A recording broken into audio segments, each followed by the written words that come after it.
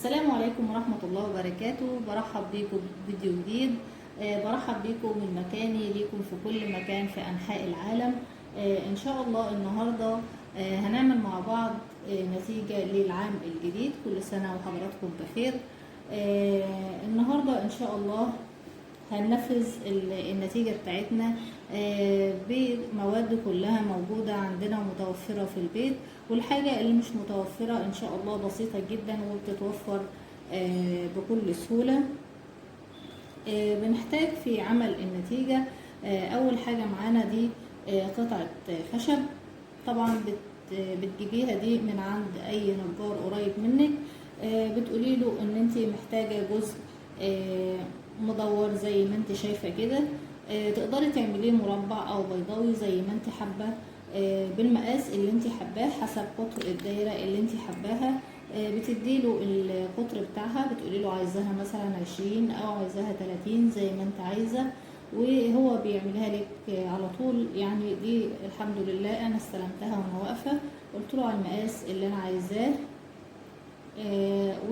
وعملتها. عملها لي وانا واقفة، عملها المسافة من هنا لهنا، القطر بتاعها 36 سنتي، وبعدين الجزء ده قلت له ارتفع ب 6 سنتي، وبعدين فرغ الجزء اللي في النص ده. ده خشب أبلكاش رقيق كده مش تخين طبعا عشان يبقى سهل في الشغل، وفي نفس الوقت متماسك معاكي ان انت تقدري تثبتي فيه البلوك بتاعك في نهاية الشغل اللي انت هتعمليه. في ناس ممكن تنفذها بقطع من الكرتون، لكن انا مش حباها، مش هتبقى متماسكة قوي، وخصوصا لو في اطفال ممكن تشدها وتتنيها فتدي شكل الشغل بتاعنا مش تمام. فانا فضلت طبعا الخشب، والجزء مش مكلف ولا حاجة خالص. يعني هو هنا عندي يعني ما كلفنيش اي حاجة خالص، خد حاجة بسيطة جدا. فهتقدري ان شاء الله ان انت تنفذيها بسرعة. بعد كده هنجيب خيط، ده خيط مكرمية. طبعا تقدري تجيبي اللون اللي انت حباه، ولو متوفر عندك خيط سلسلة او اي خيط تاني، خيط كليم او اي حاجة انت حابة تشتغلي بيها عادي، مفيش مشكلة هتشتغلي بيها. وتقدري تجيبي اللون اللي انت حباه. بعد كده هنبتدي ان احنا نشتغل. هنغلف الاول الجزء بتاعنا بتاع الخشب ده، هنغلفه من غير ابرة. يعني احنا الاول هنبتدي ان احنا نثبت الطرف بتاع الخيط ده، هنبتدي ان احنا نثبته من هنا. هنسيب جزء بسيط كده عشان نبقى نعمل العليقة بتاعتنا، وبعد كده بنبتدي ان احنا بنربطه.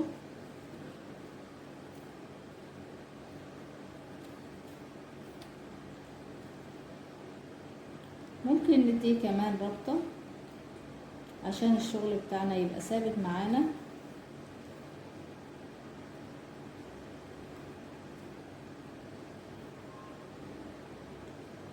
بعد كده بجيب الخيط بتاعي من هنا وبدخله كده وبشده من جوه الدايرة بتاعتي، وبشده بالشكل ده.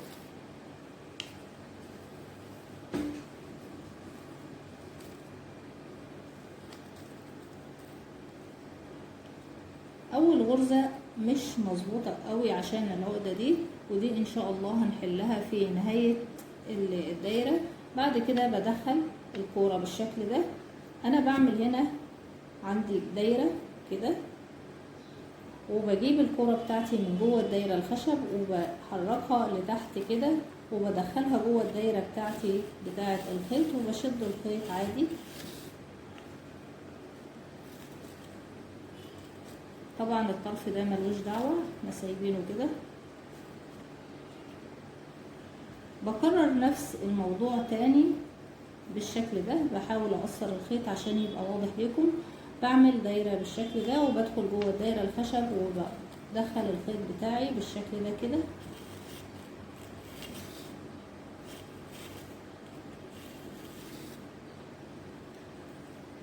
طبعا حاولي ان انتي تدخلي الغرز بتاعتك جنب بعضها عشان الخشب ما يبقاش باين.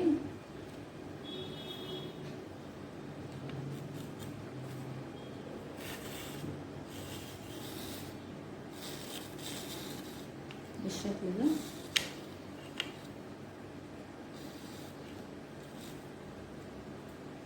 مش هتبقى باينه خالص اهي.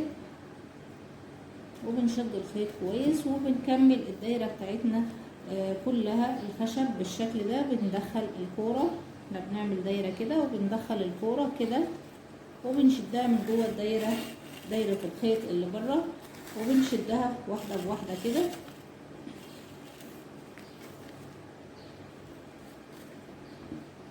وبنشد الخيط بتاعنا جامد ونزق الغرزه جنب الغرزه بالشكل ده.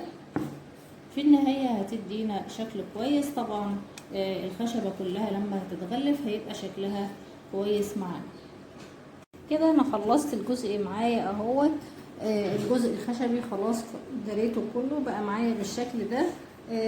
اخر جزء بس صغير كده عشان طبعا هي دايره ففي فروق شويه في الخيط، ودي طبعا هدريها انا معاكم ان شاء الله بالشغل بتاعنا. خلاص انا قصيت الخيط بتاعي وفكيت اول عقده معايا من هنا كده. كنت عقدتين فوق بعض في بدايه الشغل بتاعي. هبتدي ان انا امسك الطرفين مع بعض كده، وهبتدي ان انا اعمل عقده كده عشان امسكهم ببعض. وبعد كده هبتدي ان انا اعمل العليقه بتاعتي. هعمل عقد فوق بعضها كده من غير ابره ولا حاجه بالشكل ده كده. هبتدي ان انا اعمل عقد فوق بعضها لحد ما بوصل لطول العليقه اللي انا عاوزاها. وبعد كده بقص الخيط بتاعي وبداريه هنا معايا. ويستحسن ان احنا نداريه من الناحيه دي من الوش، لان انا كده كده هزينه فمش هيبقى واضح معايا خالص ان انتي مداريه فيها خيوط. لكن لو درسيها طبعا في ظهر النتيجه من ورا ممكن تكون شكلها مش ظريف تحت اي ظرف، يعني بتوريها لحد او بتنضفيها فتتضايقي من شكل الخيط وكده. لكن بالشكل ده هتبقى متداريه معاكي خالص، مش هتبقى باينه.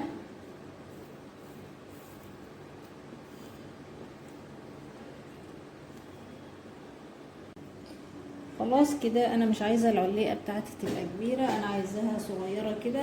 هبتدي ان انا ادخل الخيط بتاعي معايا بالشكل ده تحت اي غرزه، وهعقد الخيط بتاعي واداريه في تحت الشغل اللي انا عاملاه هنا بالشكل ده. تمام كده هيبقى الجزء معانا الاولاني كده تقريبا انتهيت منه. هبتدي ان انا اجيب ده حبل خيش بيتباع بالمتر، تقدري تجيبي الجزء اللي انت محتاجاه. هو متر هيكفي معاكي. انا قسمت 3 قطع بالشكل ده. هتقيسيها ازاي؟ هتبتدي ان انت تحطيها كده،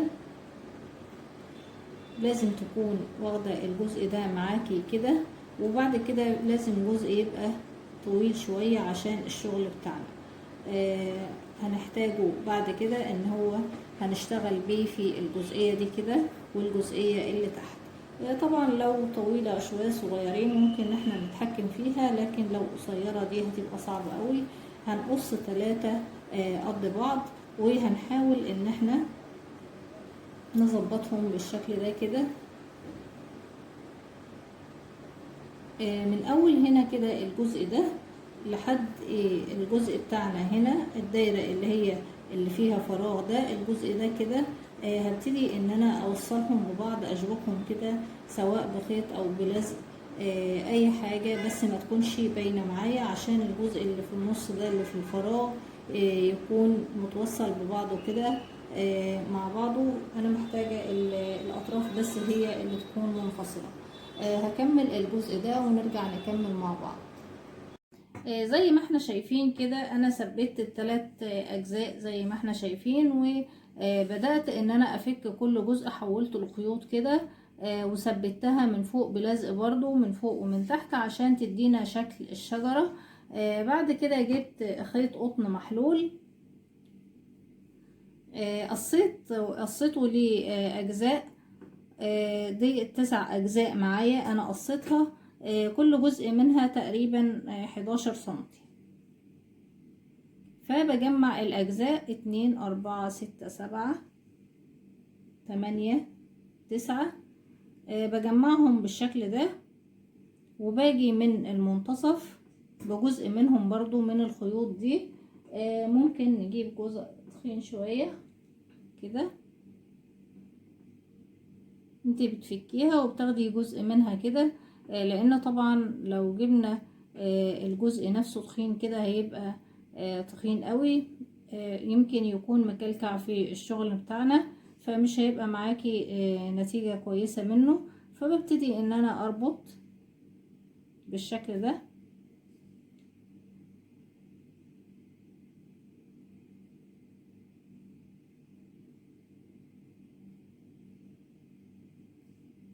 محتاجة اني اثبتها جامد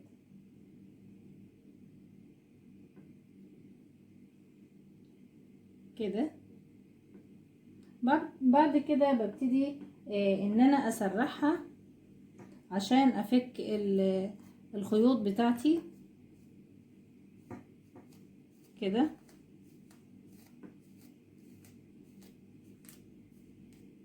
بسرحها كويس من الناحيتين. نفذت 3 اشكال زي ما احنا شايفين كده، زي ما وريت لكم. نفذت 3 اهمت. المفروض ان انا هلزقهم بقى فوق من هنا كده على اساس ان هما يدوني شكل الشجرة على الحرف بتاع الخيوط دي كده. هبتدي ان انا الزقها برضو كده، ودي برضو بجيبها بالشكل ده، وبحاول ان انا اظبط الشكل بتاعي، وبلزق الجزء الثالث معايا بالشكل ده. وبعد كده بحاول ان انا ازينها برضو مع هنزينها ان شاء الله مع بعض، بس الزق الاجزاء دي الاول. بعد كده بجيب الاشكال دي، اشكال بتبقى فاكهة موجودة عند بتاع الخردوات، متوفرة عنده باشكال فاكهة كتير. فانا جبت شكل عناقيد العنب ديت بالوانها المختلفة، بثبتها زي ما انا ثبت دي كده. بجيب جزء من الخيوط اللي موجودة معايا دي، وببتدي ان انا ادخل فيها العنقود بتاعي بالشكل ده، وببتدي ان انا اربطها بحيث ان هي تكون مدلدلة معايا شوية بالشكل كده كده. اقعد 2 عشان تبقى متماسكة، بتبقى نازلة كده من فرع الشجرة. ودول برضو ممكن اثبتهم هنا بنفس الطريقة. بالنسبة للي تحت دول انا حاولت ان انا افك ديت من اللزق بتاعها، ودخلت فيها العنقود بتاعي بالشكل ده، وبعد كده بثبتها تاني في اللزقة بتاعتها، او اثبتها بجزء من الشمع حسب ما انتي مستخدمة اللزق بتاعك. طبعا الحاجات دي خيوط، فبتبقى سهلة ان هي تتلزق معاكي باي حاجة انتي متوفرة عندك في البيت. ده شكل الشجرة كده. بعد كده هجيب البلوك بتاعي ده، وهحاول اني اثبته تحت. دي بداية الورقة هنبتدي ان احنا نشيلها بالشكل ده. بجيب البلوك بتاعي بالشكل ده، وبحاول ان انا اظبط المكان بتاعه هنا كده، ومن خلف النتيجة بتاعتي ببتدي ان انا اثبتها بمسامير تكون صغيرة عشان الخشب ده رقيق، فبتثبت معانا بكل سهولة. الغلاف بتاع البلوك بتاع النتيجة ده هحاول ان انا اخد منه الجزئين اللي هما في الطرف دول، واحاول ان انا الزقهم هنا عشان تبقى مبينة ان السنة بتاعتي دي كده معايا بالشكل ده. تقدري تقصي جزء واحد لو انت حابة، لو حابة تكتفي بواحد بس مفيش مشكلة. هنلزقها معانا بالشكل ده كده ونثبتها بنوعية اللزق اللي احنا اشتغلنا بيه